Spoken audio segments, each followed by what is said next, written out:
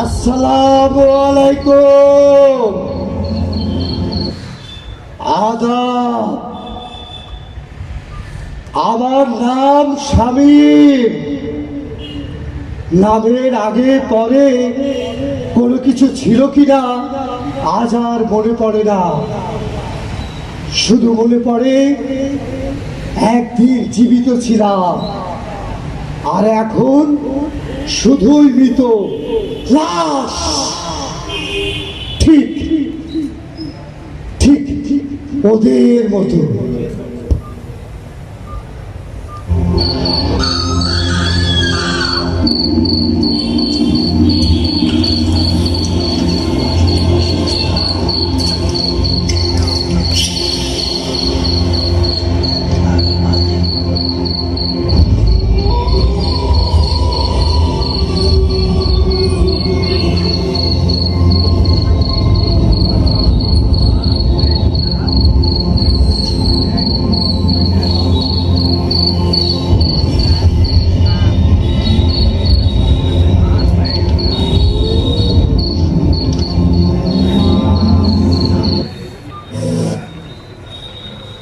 আমি জানি না আপনারা সকলে কে কেমন আছে, কিন্তু আমরা ভালো নেই। যদি বলেন কারণ, দেখতেই তো পেলেন যে এখনো আমাদের বুকের ভিতরের কান্নাগুলো কেমন মিছিল করে ফিরছে।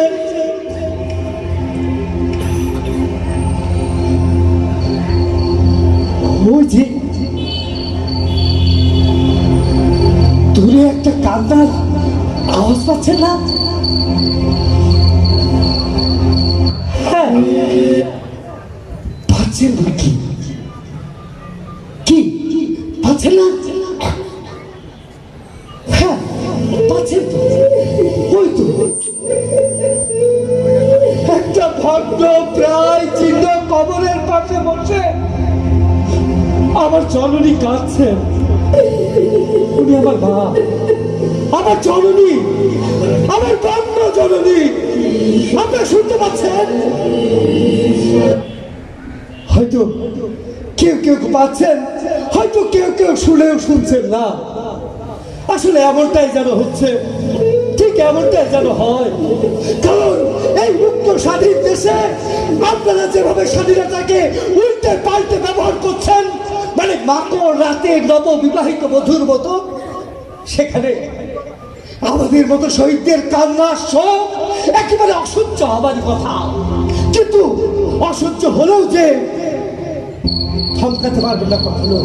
কারণ এই সারা দেশটা যেভাবে রচনা করা হোক না কেন, সব পণ্ডিত, সব জলসা ঘর আর গরম গরম ভাষণ, সেখানে জানবেন লাখো শহীদের রক্তের স্রোত বয়ে যাচ্ছে আকাশে বাতাসে, প্রতিষ্ঠিত হচ্ছে এইসব সন্তান হারানো মায়েদের আত্মচিৎকার।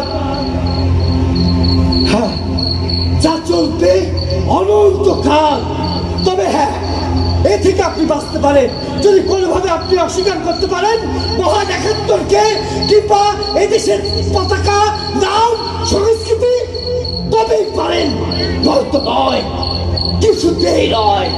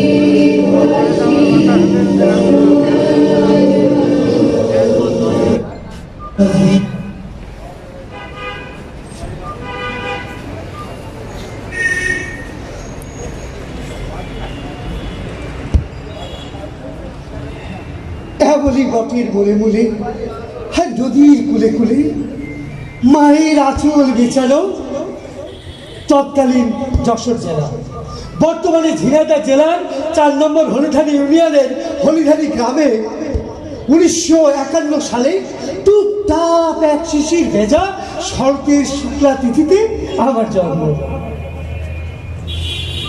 বাবা আব্দুল বাড়ি ছিলেন পুরো দস্তুর একজন কৃষক। একবার বাবার সাথে পাটটানা নৌকায় টানা ১৭ দিনে এই লাঠাবাড়িয়া গ্রাম থেকে নবগঙ্গা নদী ধরে, এই নদীর স্রোত ধরে টানা ১৭ দিন আমি ঘুরে বেড়িয়েছি শ্যামল বাংলায়, বন্দর থেকে বন্দরে।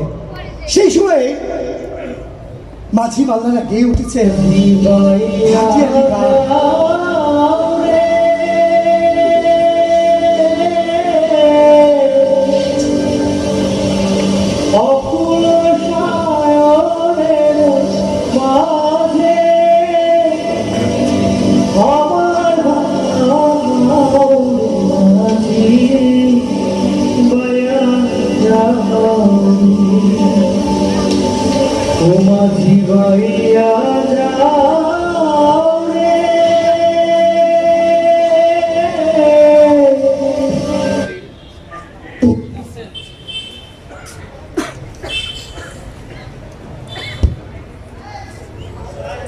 কিশোর বয়সে সেই সবুজ বাংলার রূপ মাধুর্য আমার কেমন জানি মায়ের দরে আমাকে বেঁধে ফেলে। সেই থেকে বাংলাদেশটাকে আমার আরো আপন মনে হয়ে যায়। সেই থেকেই মনে হয় যে আমি মানেই বাংলাদেশ, আর বাংলাদেশ মানেই এই আপনারা সহ ৫৬,০০০ বর্গ মাইলের একটি সবুজ শ্যামল সোনার দেশ।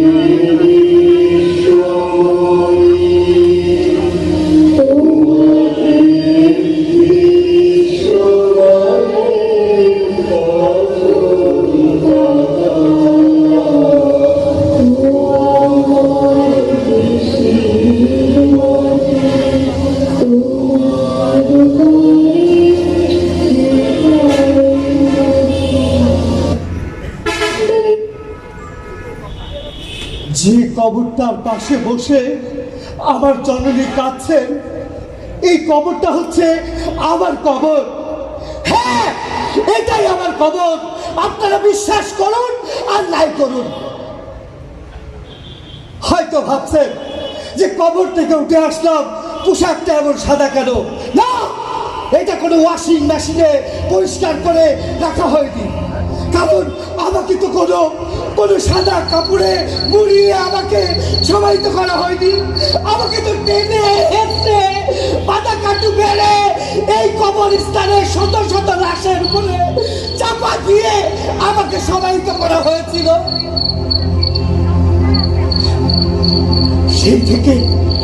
সেই থেকে আমার মা আমার জন্য এই সাদা কাপড়টি আমার কবরের পাশে রেখে দেন, আর সেটা পরেই তো আমি আপনাদের সামনে এলাম।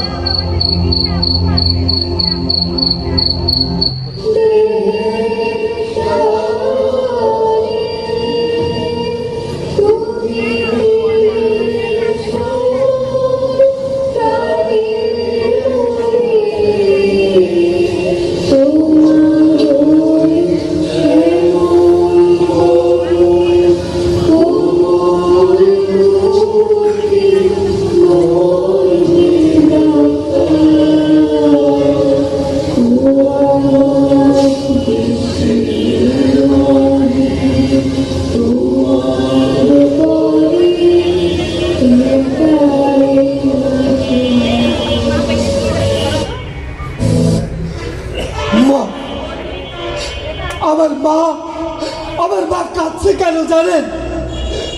আপনারা জানেন না, সেই 1971 সালে যুদ্ধে গুলি খেয়ে আমি তো এই কবর খেলায় এসে বসেছি, কিন্তু আমার মা কাঁদছে কেন?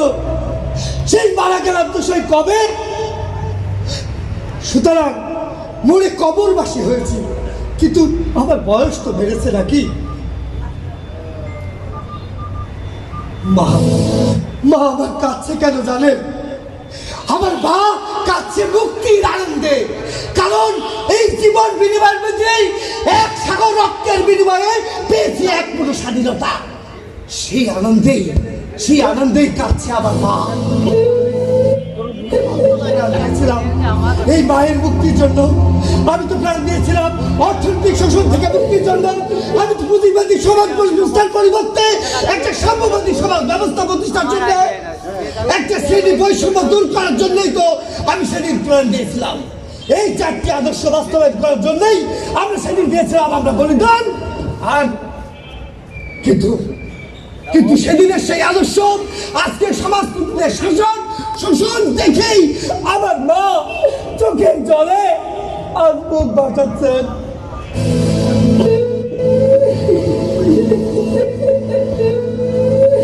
আমি জানি না, আমি কিচ্ছু জানি না, আমি কিচ্ছু জানতে চাই না।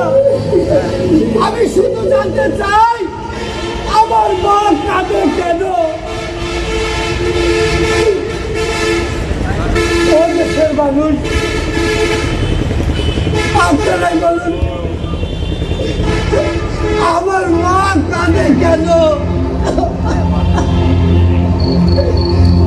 কেন কাঁদে আমার মা?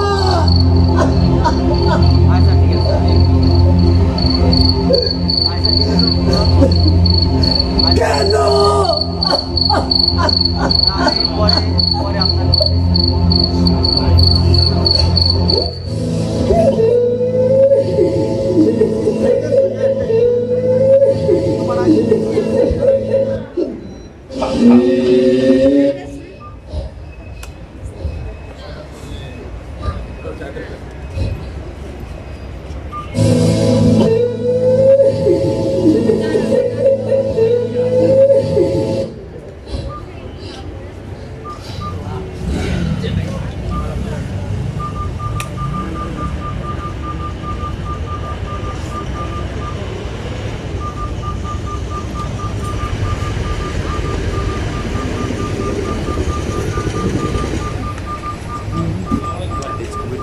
ভালো আছে, একটু আরেকটু খারাপ করে দিতে।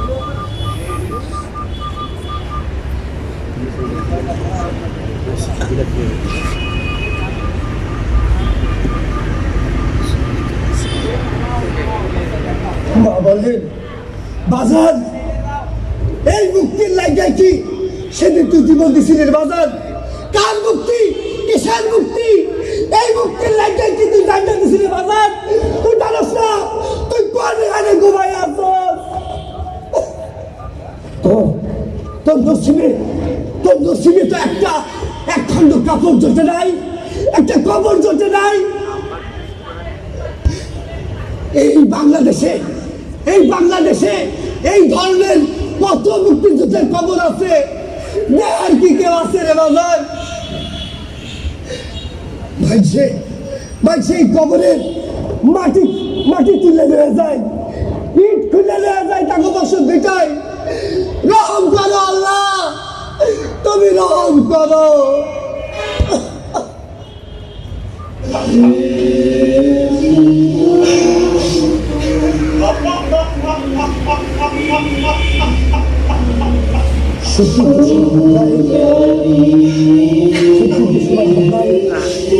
বদলাই মানুষের মন, যারা সব ভুললা নতুন করে ইতিহাস লিখতে চাই, তাকেও বিদায় হলো বাজান।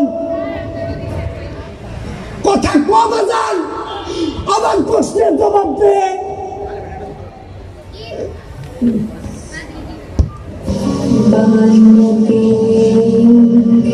ভাষা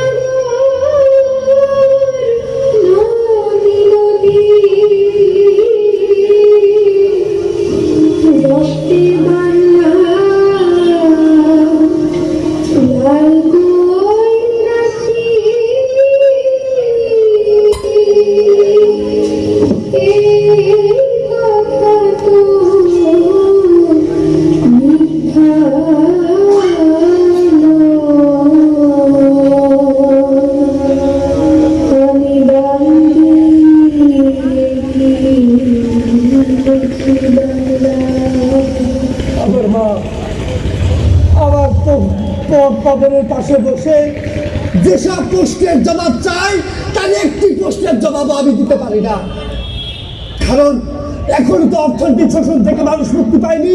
পুঁজিবাদী সমাজ ব্যবস্থার পরিবর্তে একটি সাম্যবাদী সমাজ ব্যবস্থা তো প্রতিষ্ঠা হয়নি।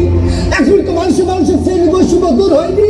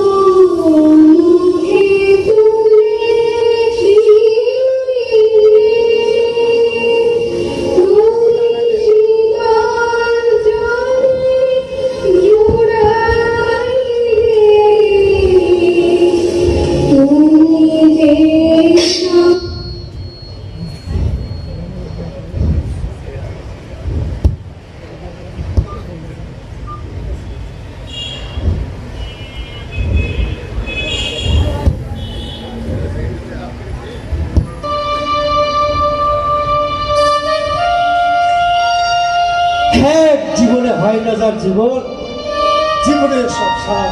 হ্যাঁ সত্যি আপনারা শোনেন, আসলে কোনো স্বাদ পূরণ করা যায় না, সত্যি যায় না, কিছুতেই যায় না। কারণ ওই বিধাতার কাছে বুক ফাটিয়েও বিধাতা করলেও তবু যায় না, তবু এমন সাধকার যে আবার একবার চলেছে আবার ফিরে আসে আবার?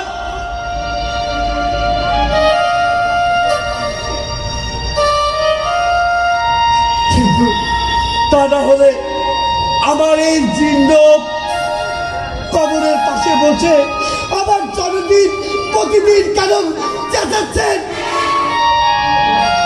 কেন বলছেন? আপনারা কি বলতে পারেন কি কি স্বাদ আমার মায়ের রয়ে গেল অপূর্ণ? কেন চেঁচাচ্ছেন, কেন বলছেন? শামীম, শামীম, শামীম বাবন আমার বাংলায় আছে তো সময়। আচ্ছা, বাংলার এই দুঃসময় কি কখনো কাটবো না? সেই পলাশি থেকে যা শুরু, সেই পলাশি থেকে যা শুরু,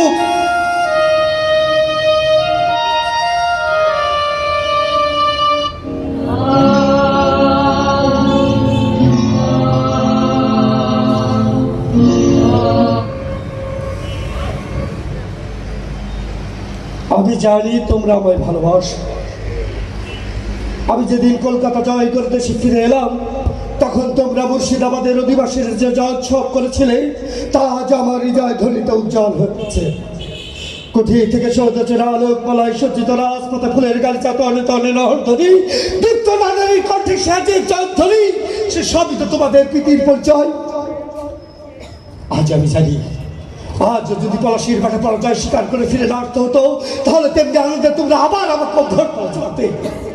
কিন্তু কেন এই পরাজয়? হাজার হাজার সৈন্য পলাশির মাঠে পুতুলের মতো দাঁড়িয়ে রইল, আর পরাজয় পিছন থেকে সকলের লড়টা ধাঁচের কালিমা মাখিয়ে দিয়ে গেল। কৈফিয়ত কে দেবে? এখন তোমাদের নবাব না তোমাদের সিপাহ সালাও? কোথায় তিনি? কোথায় তোমাদের সেনাপতি আর লতিফ, সেনাপতি রায়দুল্লাহ, ফলকুমের জগৎ শেখ? ডাকো তাদের এই দরবারে, দাও তাদের দণ্ড।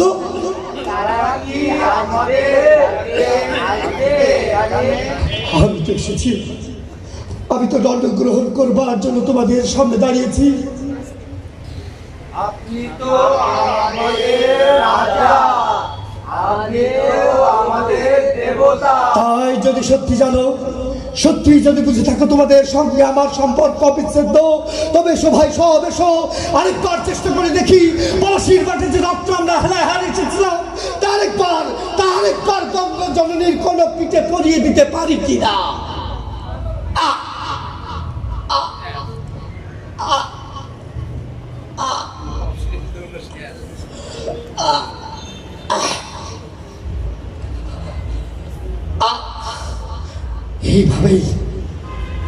এইভাবেই 1757 সালে বাংলা শেষ সূর্য করেছিল। লড়াই হয়েছিল এই বাংলার মুক্তির জন্য। সেই লড়াইয়ে বিপ্লবী বাঘাযতীন, লীলামিত্র, সুভাষ বোস সহ বিপ্লবীরা দাপিয়ে বেরিয়েছেন সমগ্র বাংলা শুধু একটি মুক্তির সেবায়, একটু মুক্তির প্রয়োজনে। আজ সুভাষ চন্দ্রের সেই আত্মহতি, আজ ক্ষুদিরামের আত্মহতি, কিন্তু কিন্তু আজ কি দেখছি, এই কৃষকেরা যারা ফসল ফলায় তারা আজ বোকা হয়ে তারা পড়ে থাকে, আর ফরিয়ারা তুলছে শুধু অট্টলিকা। সমাজে দুটো শ্রেণী চলছে, একটা হচ্ছে ভক্ত, আরেকটা হচ্ছে যুদ্ধ। একদিকে ইংরেজি সংস্কৃতি আমাদেরকে পাল্টে দিচ্ছে, আমাদের শব্দ, শিক্ষা, সংস্কৃতি, অধিকার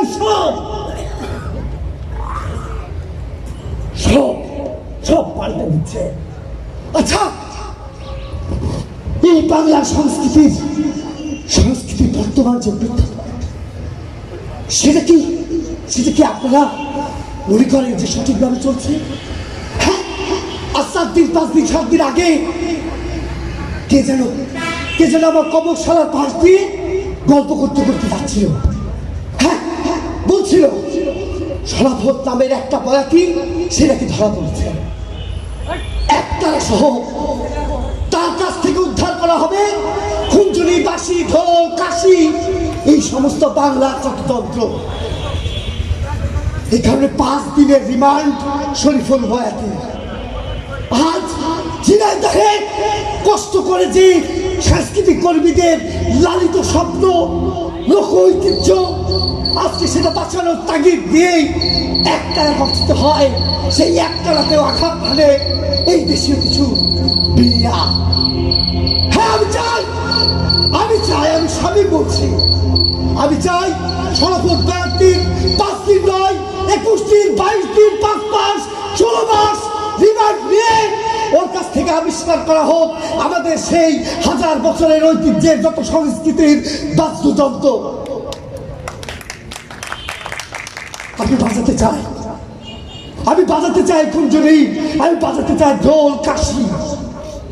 আমি ওই সনাতন বয়াতির লুকিয়ে রাখা সকল যন্ত্র আমি দেখতে চাই আগামীকাল পত্রিকার হেডলাইনে।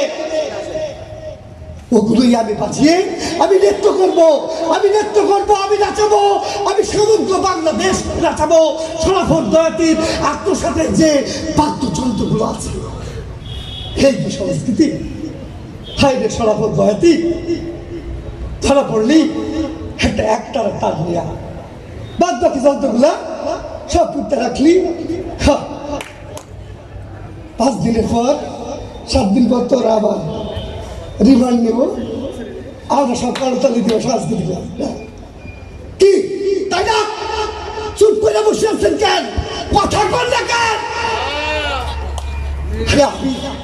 আমি তো যুদ্ধে গুলি খেয়ে বোঝাই গেছি, আপনারা কি আমার মতো লাশ হয়ে গেছেন? কি কথা বলেন না কেন? আমার মতো লাশ হয়ে গেছেন। আরে একটা দেশের সংস্কৃতি যদি বলতে চাও তাহলে এই দেশটা থাকে কি অনেক সময় কাছ থেকে বদলে যাবে, এটাই নিয়ম। কিন্তু তাই বলে তো এই শেখর ভুলে গেলে চলবে না। কিন্তু আমি তো এত বুঝি না, এই কারণে আমার বঙ্গজননী তো কাঁদবে।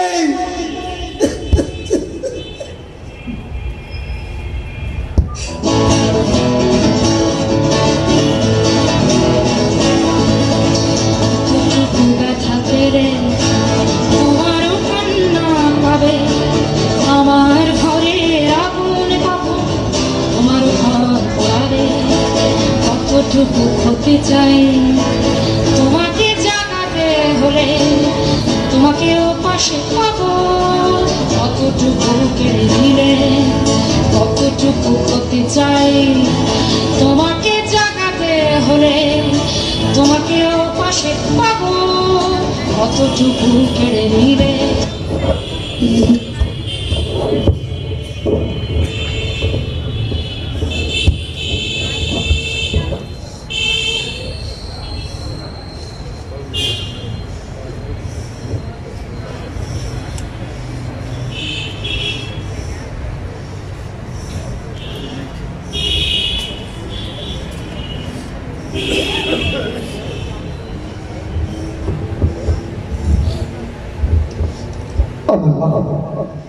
এই কবরখানায় দাঁড়িয়ে আপনাদের কাছ থেকে একটি কথা আমি জানতে চাই।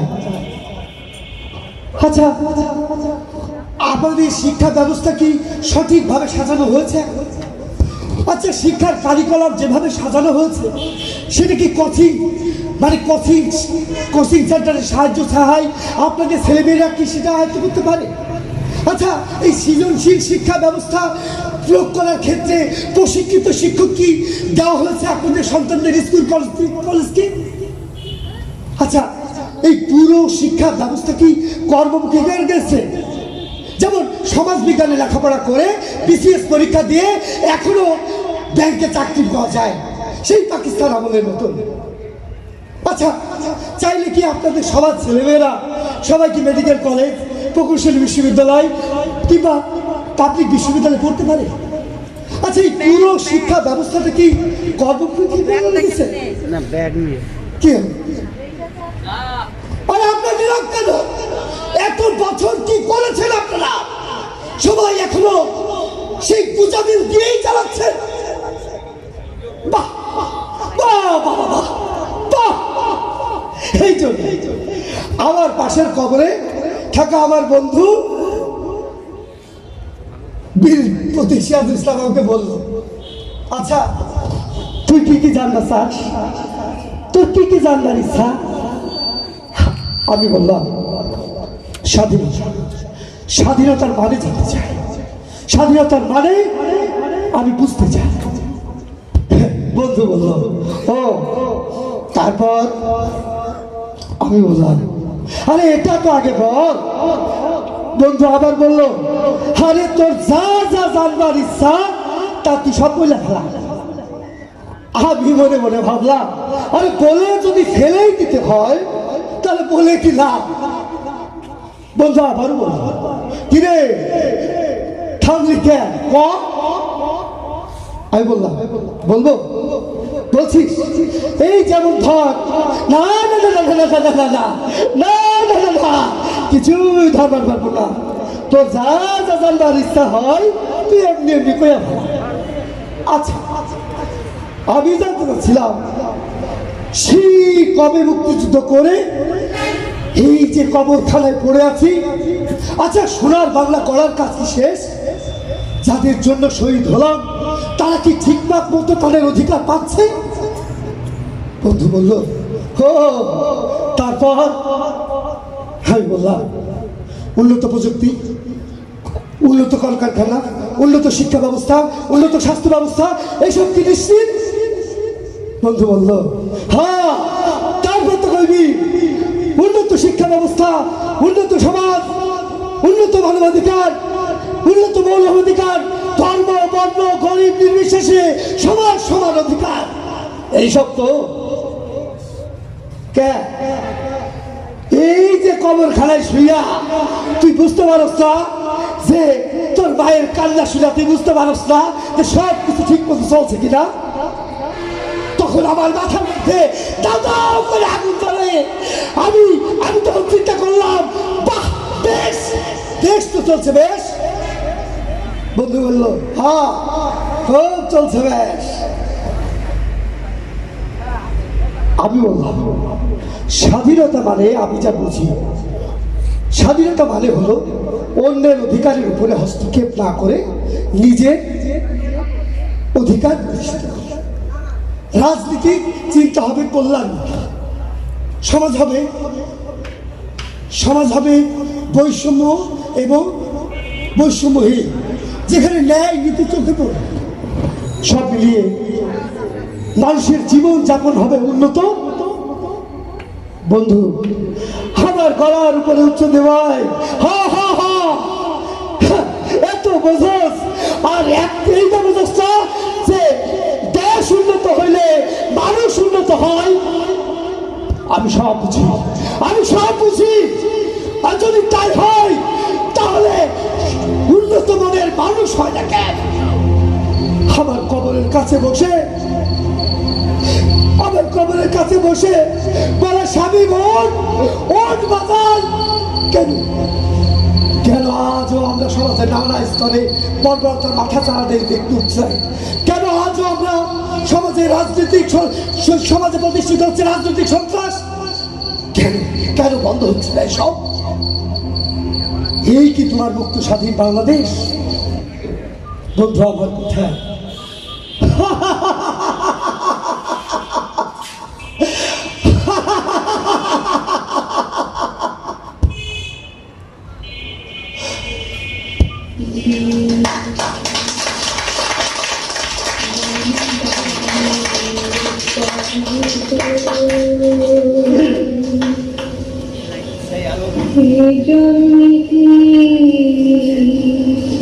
ঘোরাবে ভাই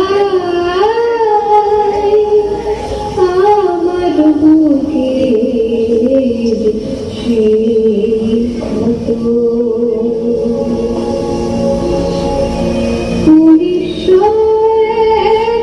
1971 সালে 16 ডিসেম্বর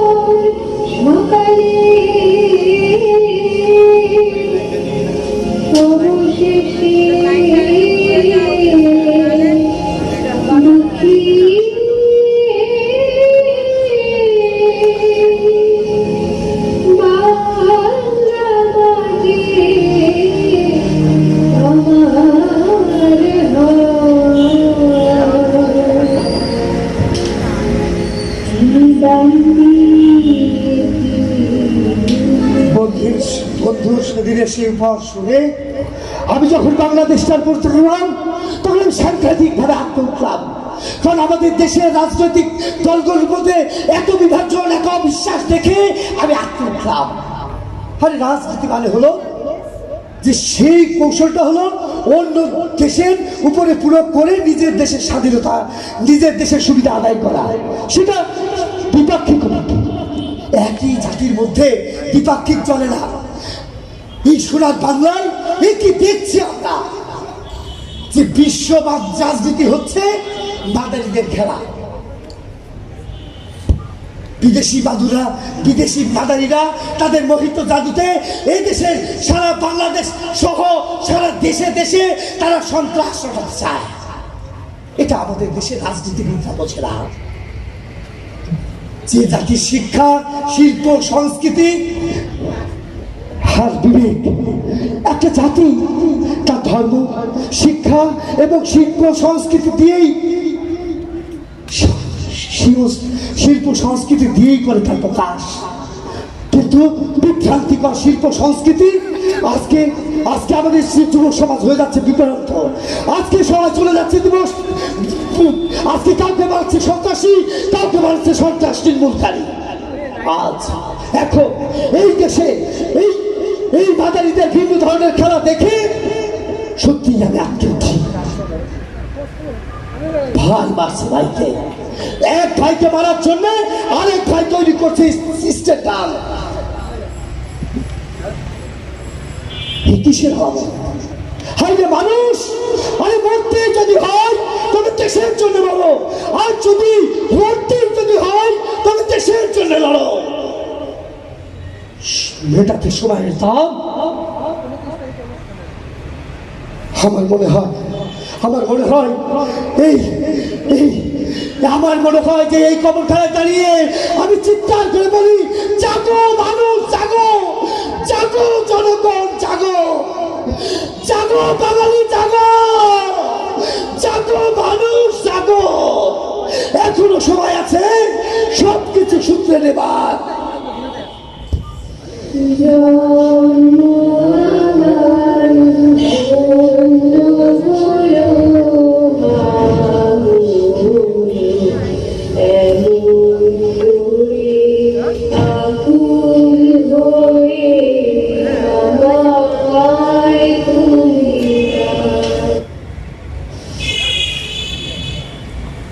কখনো কখনো মনে হয় জীবনটা যেন পদ্ম পাতার জলের মতো, এই আছে এই নেই, কোনটা বড় দূর আকাশ। জীবনের সব ইচ্ছেগুলো একটা একটা করে ডানা মেলে উঠতে চায়। আমি তো কত ইচ্ছে, কত উঠছে আমি, কত পূরণ হয়েছে, কত না হয়েছে। বলতে পারেন এই উড়া শেষ কোথায়? আমার মা বলতো, যে বেশি ঘুরায় সে খুব তাড়াতাড়ি ঘুরায়। আচ্ছা, এটা কি মা ভুল বলতো? এটা কি মা ভুল বলতো? এত উড়লাম, এত উঠছি, এত উঠছি, উঠছি আর উঠছি, কিন্তু ফোড়াচ্ছে না কেন? ফোড়াচ্ছি না কেন? কি কোনো জবাব নেই, কোনো জবাব নেই। কিন্তু আমার যে আর উঠতে ভালো লাগছে না, শেষ হয়েও কেন শেষ হচ্ছে না? কেন বারবার বিধ্বস্ত হচ্ছে আমার বাংলা? কেন বারবার জাগতে হচ্ছে আমাকে? কেন বারবার আমার মা আমার কবরশালায় আমাকে জাগাচ্ছে? আর কতবার জাগবো আমি? আমার মা তো তাহলে কাঁদবে, আমার মা।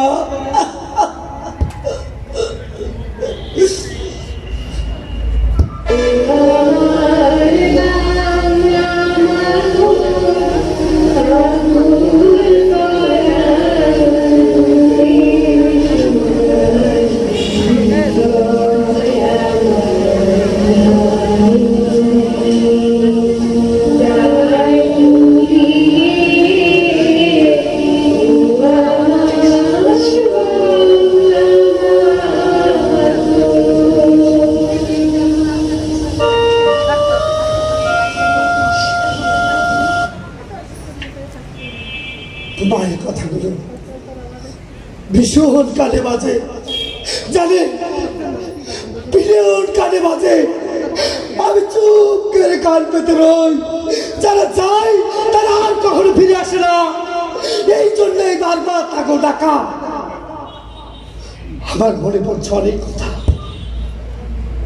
সেই দরগা, সেই দরগা, সেই পুলিশ এক তত্ত্ব।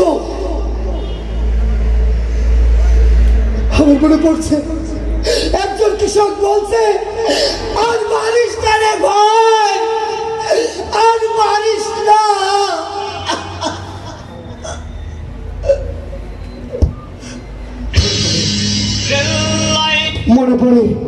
মনে পড়ে শুধু আমার নয়, মনে হয় এইসব কথা আমার মনের মধ্যে দাগ কেটে যায়। আর এইসব কথা যদি আপনাকে মনের মধ্যে দাগ কাটে, আমি তখন খুব ছোট, কাক ফাটা রোদ, চারপাশে খরা আর খরা, প্রকৃতি পুড়ে খা। বাবা বলতো, স্বামী আল্লাহ রে ডাক, আল্লাহ রে ডাক রে, তুই শিশু, তোর ডাক আল্লাহ শুনবই।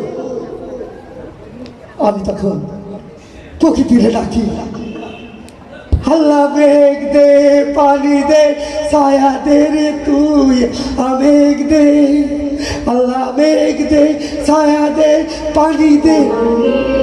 হঠাৎ করে দেখি প্রকৃতি আমার কথা শুনেছে। হঠাৎ করে পানি পানি চারপাশ থেকে বাড়িয়ে মাঠ ঘাট ভিজিয়ে, সব কিছু ভিজিয়ে, সব সাথে ভিজেছি আমি, ভিজেছে আমার বাংলা জননী।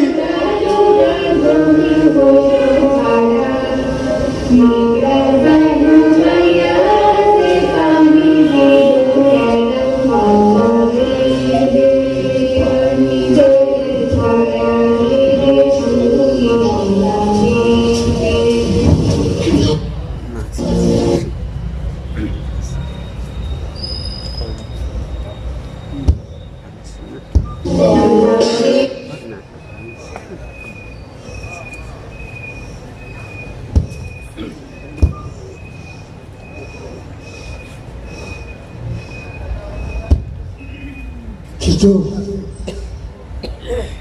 হাজার ডাকলে আল্লাহ তুষ্ট হয় না, এখন আর পানি দেয়। কে যেন বলেছেন যে আল্লাহ ক্ষমা করে সব সময়, মানুষ ক্ষমা করে দুই একবার, কিন্তু প্রকৃতি কখনো কাউকে ক্ষমা করে না। আর প্রকৃতির নিয়ম কখনোই ভঙ্গ করা যায় না। এই দেশের কর্ণধর হয়ে যারা বসে আছেন, নিশ্চয়ই প্রকৃতির সাথে এমন করে আচরণ করেছেন যা আজ আর পানি চাইলেও পানি আসে না। হাজার বৃষ্টি হয় না, তাই পানির জন্যে আমাদের আজকে পাশের দিকে তাকাতে হয় আর গলা চিৎকার করে বলতে হয়, একটু তো পানি দাও গো, ওকে একটু পানি দাও গো, তোমরা আমাকে একটু পানি দাও। কিন্তু সেই অমৃত সম পানি যখন কেউ দেয় না, তখন বাংলাদেশের একটা অংশ মরুভূমি হয়ে যায়। তখন আমার মায়ের চোখ ভিজে যায়, তখন আমার মায়ের এই শাড়ির আঁচল অশ্রু জলে ভিজে যায়।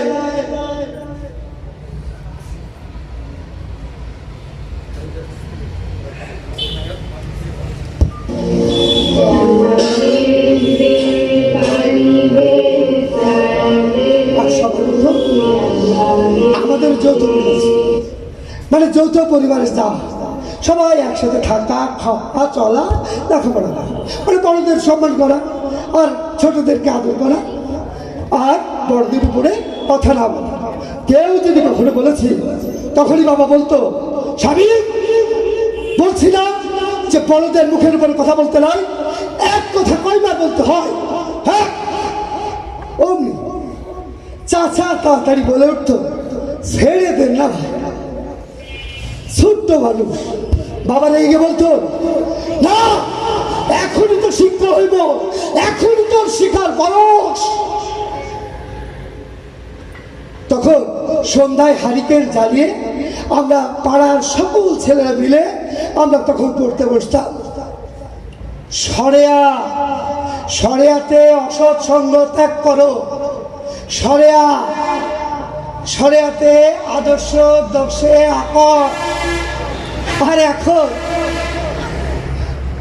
বে বে বে, আচ্ছা বে বে রাখছি, এর মানেটা কি একটু বলেন তো? আরে গুড়াই যদি বল না পাই তাহলে সঠিকভাবে বেড়ে উঠবে কিভাবে?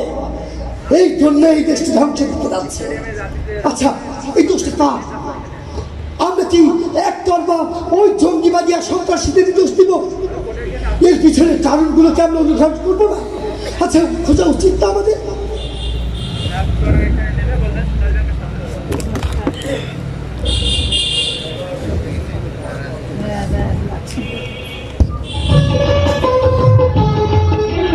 রিক্সাওয়ালা বলে কারে তুমি আজ ঘৃণা করো, মুখে তুলি বলে কারে তুমি আজ ঘৃণা করো, কিষান বলে কেন হেলা করো, শ্রমিক বলে কেন এড়িয়ে চলো, রিক্সাওয়ালা বলে কারে তুমি আজ ঘৃণা করো। ওই শুনুন, জনতারা ফাঁকা, রিক্সাওয়ালা বলে কারে তুমি হেলা করো, গরিব বলে কারে তুমি আজ এড়িয়ে চলো। এটা ছিল আমাদের মুক্তিযুদ্ধের এবং আমাদের জাতীয় ঐক্যের মূল সোপান। আচ্ছা, রাষ্ট্রের ভিতরে এখনো কি ব্রিটিশ কিংবা ভারতবর্ষের তত্ত্ব চলছে যে এক পক্ষকে নিয়ে আরেক পক্ষবাদীরা তৈরি করছে দুটো ভাগ? কারণ তালে তালে যুগে যুগে শাসকদের বৈষম্যের কারণেই তৈরি হয়েছে উগ্রবাদ।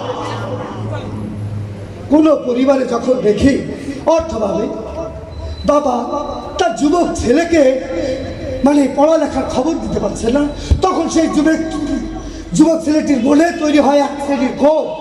সে আক্রান্ত হয় ফিলোমেনোসেসিয়া, সে হয়ে যায় বিশৃঙ্খল উগ্রবাদী।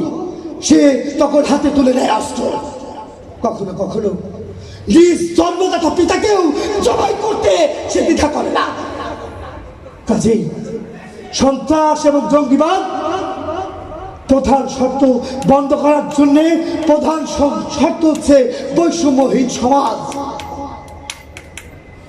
তবে জঙ্গিবাদী ওই সমস্ত সংগঠনগুলোকে বন্ধ করার আগে বন্ধ করতে হবে যে ওই পিতা তার সকল চাহিদা পূরণ করতে পারবে।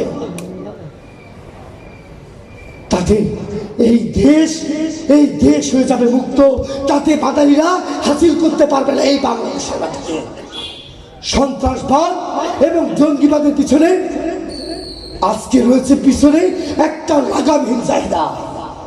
জীবনের চাহিদাকে যতটা সীমিত রাখা যায়, জীবনটা ততটা হয় অর্থবহ, ততটা হয় সুন্দর। কিন্তু আমাদের জীবনে চাহিদার তো শেষ নেই। সন্ত্রাসীদের কোনো দেশ নেই, সন্ত্রাসীদের কোনো জাত নেই। সন্ত্রাসীরা এবং জঙ্গি দিয়ে কখনো কল্যাণ বয়ে আনে না। সন্ত্রাস মুক্ত একটা বাংলা মুক্ত সমাজ দেখেছি আমরা।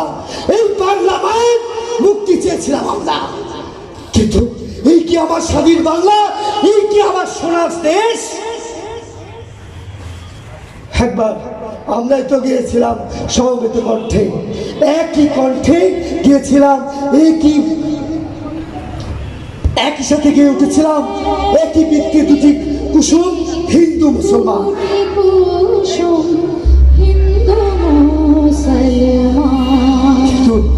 মোরা একই বৃত্তে দুটি কুসুম, হিন্দু মুসলমান। মুসলিম তার নয়ন মণি, হিন্দু তাহার প্রাণ। হিন্দু মুসলমান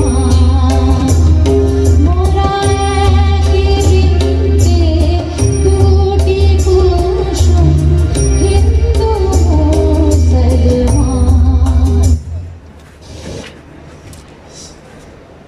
কিন্তু কি দেখছি হিন্দু মুসলমানের দাঙ্গা। এই জন্যই আমার মা আমার কবরের পাশে বসে বলছে, স্বামী ওঠ, আমার এসে বাংলায় একটা দুঃসময়, চারিদিকে দেখছি রক্ত, চারিদিকে রক্তের ঢেউ। দান দিয়াছি একাত্তরে,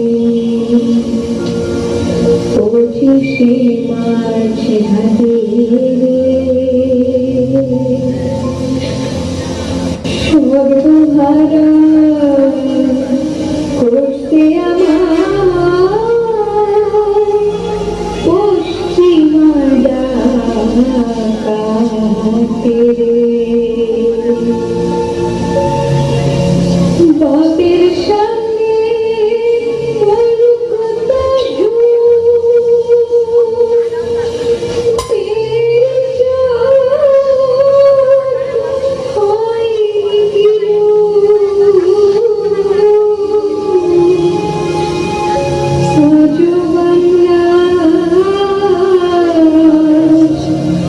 আকাশ তারি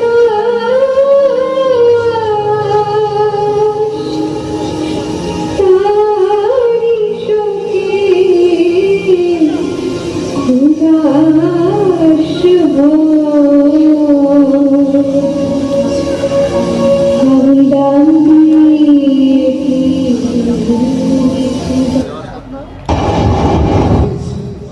মায়ের কান্দনে কি চুপ থাকা যায়? কোন কালে কোন সন্তান কি চুপ থেকেছে? থাকেনি, থাকেনি। 71-এ আমিও পারিনি। সেদিন কেমন নয়, কেমন যেন প্রকৃতিটা কেমন জানি ছিল। একটা চাপা ভয়ঙ্কর দেশ, বড় বড় কনভারসেশন, বড় বড় কনভারসেশন শব্দ, আর মানুষের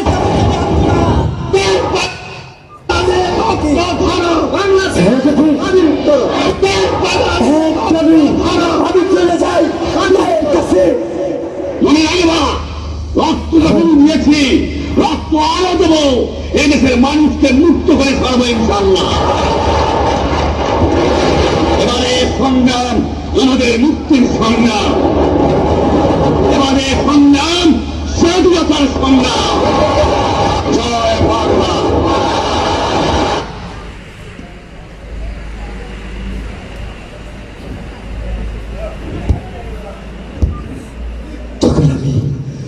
তখন আমি ছুটে আসি আমার কাছে। মা আমার বলে, চিৎকার করে জনগণ বলছে, আর মারিস না রে ভাই, আর মারিস না। আমার মায়ের কথা ফিরে যাচ্ছে, আমি আর দাঁড়িয়ে থাকতে পারি না, চলে চলে যাই মায়ের কাছে। তখন যুদ্ধ যুদ্ধ যুদ্ধ, দিকে দিকে কান্তানে যুদ্ধ। তখন দেশের মানুষ রক্ত নেশায় কাঁপিয়ে বেড়াচ্ছে দেশ, দেশ গাওয়ার সবই চিৎকার। মা তখন বলছে, স্বামী চা বাজান চা, দেখ আকাশ কেমন লাল, সূর্যের রক্তের রং কেমন লাল।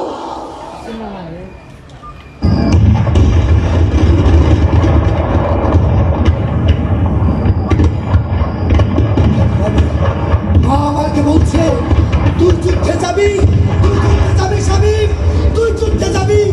এই রে বাজান, তুই যুদ্ধে যা, চা বাজান চা। আমি তোর ফিরে আসার প্রতীক্ষায় রইব রে বাজান।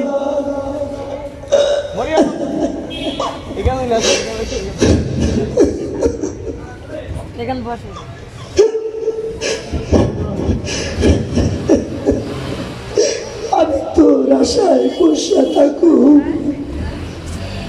আমি মায়ের পায়ের তলে শরীরে আমি যুদ্ধের রং ঢেলে পা দিলাম। আমি রাইতের অন্ধকারে পাড়ি দিলাম। ওই তখন আমি শুনি সেই মহাকবির বাণী, এবারে সংগ্রাম স্বাধীনতা সংগ্রাম। তখন আমি রাতের অন্ধকারে আমি সেমানা পানিতে দিন শেষে আমি ফিরে আসি বাংলার বুকে। যদি আমার যুদ্ধাস্ত্র তার শিখে আসলাম যুদ্ধের কৌশল। এখন আমার আর ভয় করে না, আমি এখন অকুত ভয়। কারণ পাখির মতো গুলি করে মারছে মানুষ, নির্যাতন করছে বাবুদের পরে, পুড়িয়ে দিচ্ছে গ্রামের পর গ্রাম, পুড়ছে বাড়ি, পুড়ছে ঘর, পুড়ছে আমার বাংলা। আপনাদের সাথে ধাপ যোগ দিয়েছে কিছু বেচমরা শুয়োরের বাচ্চা। আমরাও ভয় করি না, মেটাতে চাই অস্ত্র হাতে তৈরি পাক। শুরু হলো যুদ্ধ। যুদ্ধ চলছে, চলছে লড়াই, চলছে যুদ্ধ করতে আমি কখন জানি একা হয়ে গেছি। তখন আমার হাতে অস্ত্র একটা, গুলি মাত্র 2 খান। অস্ত্র একটা, আমি বুঝতে পেরেছি শেষ রক্ষা আর হবে না। অস্ত্র একটা, গুলি মাত্র 2 খান। আমি তাক করে একটা টেনে এসে আমি একটা শুয়োরের বাচ্চা মারলাম।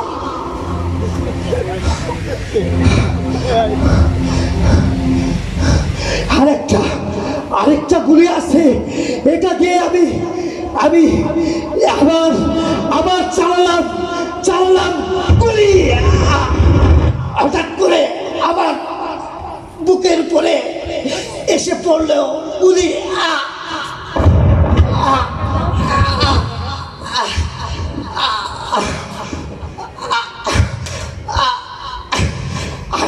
গুলিতে আমার বুকটা ঝাঁঝরা হয়ে গেল।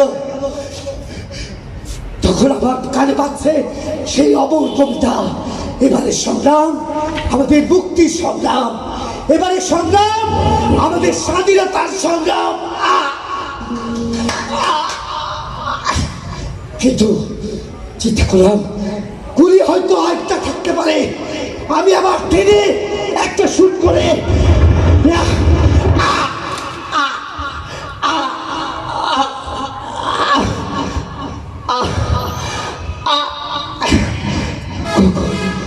কখন যে মাটিতে লুটিয়ে পড়লাম।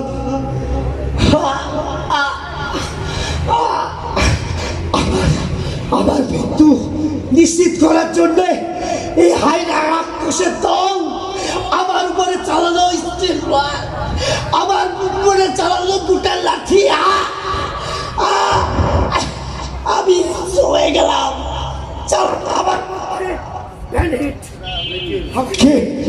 আমাকে টেনে হেসে টানতে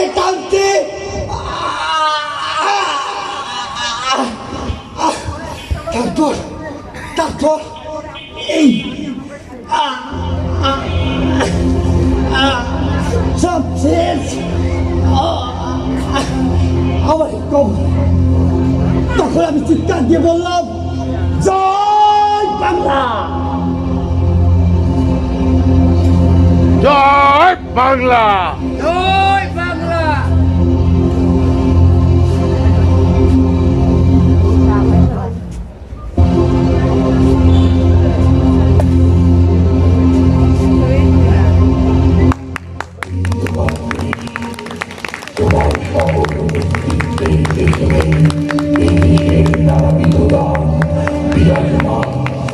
তুমি যদি অকৃতজ্ঞ সন্তান হও, এই দেশকে তুমি উপেক্ষা করিবে।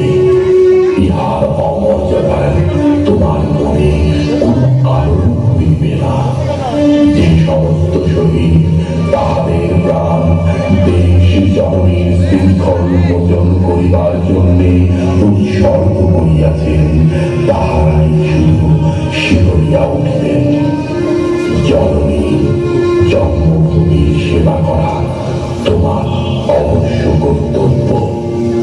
যদি তুমি মানুষ হও, স্বদেশ ভূমিকে মুক্ত করা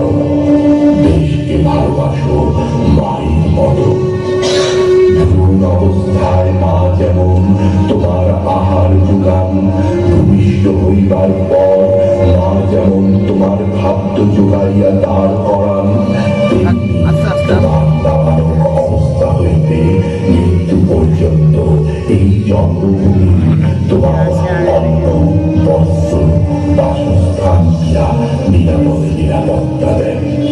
তাই জননী আর জন্মভূমিকে যারা নিজের ক্ষমতা, অর্থ আর প্রতিপত্তির জন্য কষ্ট দেয়, কলঙ্কিত করে, তারা তাদের জন্ম নেওয়াকে যেন অলঙ্কিত করে।